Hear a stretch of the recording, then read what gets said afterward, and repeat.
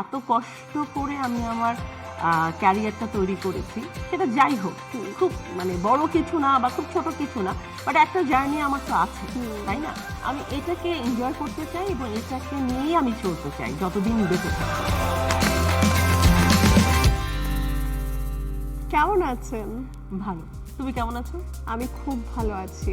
কি সুন্দর লাগছে এই রংগুলো, আমি দেখেছি এই গাঢ় রংগুলো আপনাকে খুবই মানায়। আপনার কাছে সৌন্দর্যের ব্যাখ্যা যদি জানতে চাই, যে একজন মানুষের বাহ্যিক সৌন্দর্য আপনার কাছে কতটা ইম্পর্টেন্ট? আমার কাছে ইনার বিউটিটা অনেক বেশি ইম্পর্টেন্ট। একটা মানুষ যখন ভেতর থেকে সুন্দর হয় তখন মনে হয় তার সব কিছু সুন্দর। শুধু চেহারা সুন্দর দিয়ে আসলে আমার কাছে মনে হয় যে আপনি সুন্দর করে কথা বলছেন না বা আপনার চিন্তা ভাবনা কাউ মানে পজিটিভ না, তখন সেটা আর ভালো লাগে না। তো মানুষটা যেমনই হোক, সৌন্দর্যটা যেমনই হোক, তার ভেতরটা সুন্দর হতে হবে, তাহলেই সে সুন্দর। আর যদি বাহ্যিক সৌন্দর্য, যেটা আমাদের সবার আগে, একটা মানুষকে যখন আমরা দেখি সেই বাহ্যিক সৌন্দর্যটাই কিন্তু আমাদের সবার আগে চোখে পড়ে। হ্যাঁ, সেই জায়গা থেকে আপনি একটা মানুষের কি কি খেয়াল করেন? চোখ, ড্রেস আপ, কথা বলার ভঙ্গি, এরকম টুকটাক। দেখতে দেখতে ক্যারিয়ারের তো অনেকটা সময় পার হলো, তবে একটু শুরুর দিকের কথা বলতে চাই। 2007-08 সালের দিকে আপনি মিসেস বাংলাদেশ প্রতিযোগিতায় অংশ নিয়েছিলেন, খুব ভালো একটা পজিশনও আপনি হোল্ড করছিলেন সেই সময়। হঠাৎ করে পেজেন্টে কেন নাম লেখালেন? আসলে আমার ইচ্ছে ছিল মিস বাংলাদেশ বা মিস ফটোজেনিক এরকম কিছুতে একটা নাম লেখানো। ওই কারণে 99-2000-এর দিকে ফটোশ্যুটও করেছিলাম চঞ্চল মাহমুদের কাছে। তো পরে হঠাৎ করে 2001-এ আমার বিয়ে হয়ে যায়।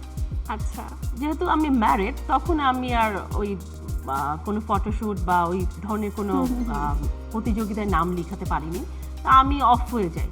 কিন্তু চঞ্চল ভাইয়ের মাথায় কি ছিল আমি আসলে জানি না, সে আমার ছবিটা এই মিসেস বাংলাদেশে জমা দেয়। হ্যাঁ, তারপরে যেহেতু সে দিয়েছে, তো আমি তাকে অনার করে ওটাতে অংশগ্রহণ করি, অনেক দূর পর্যন্ত যাইও। পরে যেটা হয় বাংলাদেশে, মানে মিসেসরা এই ধরনের একটা প্রতিযোগিতা করবে এটা অনেকেই মানতে পারেনি, যার কারণে হঠাৎ করে এটা বন্ধ হয়ে যায়। কিন্তু ওটা বন্ধ হয়ে যায় ঠিক আছে, কিন্তু আমার পথ চলা কিন্তু বন্ধ হয়ে যায়নি। কারণ আমি যেহেতু অভিনয় করতে ভালোবাসি, নাচতে ভালোবাসি, আমি আমার পথ চলাটা অন্যভাবে করে নিয়েছিলাম। আফটার মাদারহুড আপনার কাজের জায়গাতে আপনি কি ফেস করেছেন? কিছুদিন আমি অফ করেছিলাম, 2 বছরের মতো আমার একটা গ্যাপ ছিল। তারপরে যখন আমি কাজ শুরু করেছি, আমি বলবো আমার ডিরেক্টর, আমার রাইটার, প্রডিউসার, তাদের অনেক হেল্প ছিল। তারা চাইতো আমি যেন কাজটা শুরু করি।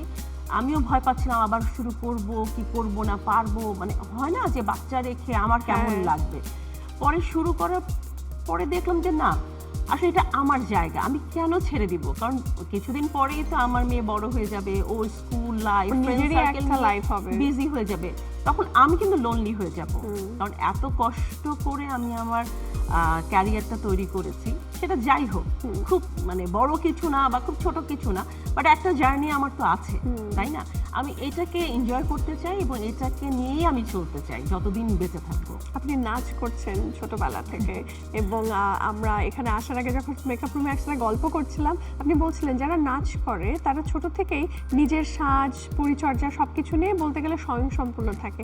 ছোট থেকে নিজের রূপচর্চায় কি কি জিনিস অবলম্বন করেছেন? না, ছোট থেকে রূপচর্চা কিছু করা হতো না, তখন আসলে প্রয়োজনও ছিল না, বয়সটাই তো এত সুন্দর একটা বয়স, তখন আসলে কিছু দরকার হয় না। স্কিনে, চুলে, মানে পুরো দেহে একটা অদ্ভুত লাবণ্যময় অদ্ভুত, মানে এখন আমার মন খারাপ হয় যখন আমার চুল এখন তো নষ্ট হয়ে গেছে, আগের সেই চুল নেই। আমার মেয়ের চুল দেখে সবাই বলে আল্লাহ 1 ইয়ার এত সুন্দর চুল কোত্থেকে পেলো? তখন আমি বলি এটা আমারই ছিল, এই চুলটা আমার থেকেই এসছে। এখন একটু একটু করা হয়, বাট আগে একদমই করা হতো। আমরা দেখলাম হুট করে গত বছর আপনি ওজন কমিয়ে একেবারে ঝরঝরে হয়ে গেলেন। আপনার ফিটনেস মন্ত্রটা কি ছিল? ডায়েট, আর কিছু নাই। ডায়েট করা প্লাস হচ্ছে এক্সারসাইজ করা, সব কিছু আমাকে আসলে সব কিছু করতে হয়। আমি খুব একটা লাকি না যে অনেক ভাত খাচ্ছি, অনেক ফিজি ড্রিঙ্ক খাচ্ছি কিন্তু আমি মোটা হচ্ছি না, আমি তা না। আমার সব ক্ষেত্রেই অনেক স্ট্রাগল করতে হয়, আমার ক্যারিয়ার ক্ষেত্রেও তাই, আমার ফিটনেসের ক্ষেত্রতে আমাকে অনেক বেশি কষ্ট করতে হয়, তারপরে আমি শুকাতে পারি। কারণ এটা মিডিয়া সবাই জানে আমার থাইরয়েড আছে, তো আচ্ছা, মেডিকেল একটা ইস্যু হ্যাঁ। থাকার কারণে আমার এই কারণ ঝামেলা। থাইরয়েডের প্রবণতাই থাকে তো মানে দুটো জিনিস থাকে, হয় শুকিয়ে ফেলে একেবারে, যারা আর হেলথ গেইন করতে পারে না, আর রিভার্স একটা ঘটনা ঘটে, ম্যাক্সিমাম এটা ঘটে যে হ্যাঁ মুটিয়ে ওয়েট যায়। গেইন করে, তো আমার হচ্ছে গিয়ে সেটা। তো সেক্ষেত্রে আমি আপনার কাছ থেকে স্পেসিফিক ভাবেই জানতে চাই যে আপনি মানে কি কি খাবার বাদ দিয়েছিলেন এই সময়, এই ডায়েটের সময়টাতে কোন কোন বেলায় কি কি খেয়েছেন। আই থিঙ্ক এটা শোনার পরে অনেকেই কিন্তু উদ্বুদ্ধ হবেন। আমার কাছের মানুষও অনেকে রয়েছেন যে আচ্ছা আমার থাইরয়েড হয়েছে, মুটিয়ে যাচ্ছি, আমার দ্বারা বোধহয় কিছু হবে না, তারা চেষ্টাটা চালান না। ইন্দ্রজিৎ, এই বিষয়ে যদি কথা বলতে চাই না, সবচেয়ে ইম্পর্টেন্ট যেটা, থাইরয়েড না তোমাকে অনেক ডাউন করে রাখে।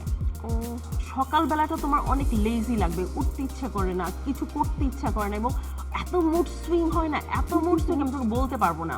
হ্যাঁ, এই ভাল লাগছে কোনো রিজন ছাড়া, আমি হয়তো কান্নাকাটি করছি, কোনো রিজন ছাড়া আমার ভালো লাগছে না, খুব ছোট কথা আমি আপসেট হয়ে যাই। এবং যখন আমি আপসেট হই, আমি নিজেকে নিজে বলি না মো মো ঠিক হয়ে যাবে, ঠিক হয়ে যাবে, এটা মুড সুইং হচ্ছে, এটা ঠিক হয়ে যাবে। আমার শুটিং স্পটে আমার কলিগরা, তারা তো এখন আমার অনেক পুরনো কলিগ, বন্ধু হয়ে গেছে, তারা জানেন। একদম শুরুর দিকে আমি বলতাম না না আমার থাইরয়েড আছে, আমি কখন কি বলবো, আমি কাজ করবো না। ওরা বলতো যে না আমরা বুঝবো, তুমি যখন যদি কখনো খারাপ বিহেভ করো বা কোনো কিছু, তখন আমরা বুঝবো যে আচ্ছা এটা মুড সুইং হচ্ছে। আসলে ওরা বোঝে। ওয়াও। এবং ফ্যামিলি সাপোর্ট, আমার হাজব্যান্ড, আমার বাচ্চা, অনেক অনেক। তো আর ফুডের কথা যেটা বললাম, ফুড আমাকে অনেক ফুড বাদ দিতে হয়, রিচ ফুড বাদ দিতে হয়, তারপরে ব্রোকলি, উইন্টার টাইমে মটরশুঁটি আমার অনেক ফেভারিট, খেতে মটরশুঁটি পারেন না? নো, এরকম অনেক খাবার আছে যেটা খেতে পারি না।